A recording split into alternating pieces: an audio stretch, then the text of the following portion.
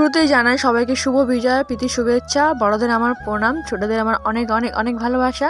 আর এখন তো দেখতে পাচ্ছ মায়ের এখানে চলে এসেছি, মায়ের নিরঞ্জনের পথে। মাকে সিঁদুর লাগিয়ে দিচ্ছি আর নিজের একটু সিঁদুর পরে নিই। তোমরা তো সবাই জানো বাবার বাড়ি পাড়ার পুজোর ব্যাপারটাই আলাদা। এখানে তো খুললাম কে কিছু বলারও নেই, কিছু করারও নেই। যাই হোক, আবারও একটা বছরের অপেক্ষা। সত্যি সবই বৃথা মা, তোমায় ছাড়া, তুমি না থাকলে সবই অন্ধকার। তো একটু প্রসাদ খেয়ে নিলাম। তো এখন নাচানাচির দিকে একটু গেলাম হালকা করে।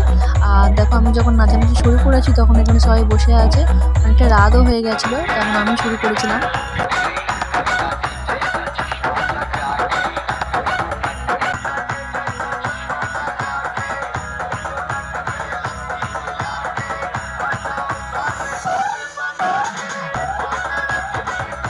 এই দৃশ্যটা তো খুবই দুঃখজনক ব্যাপার। মাকে নিরঞ্জন পথের দিকে এগিয়ে নিয়ে যাওয়া হলো, কি করা যাবে, মেনে তো নিতেই হবে।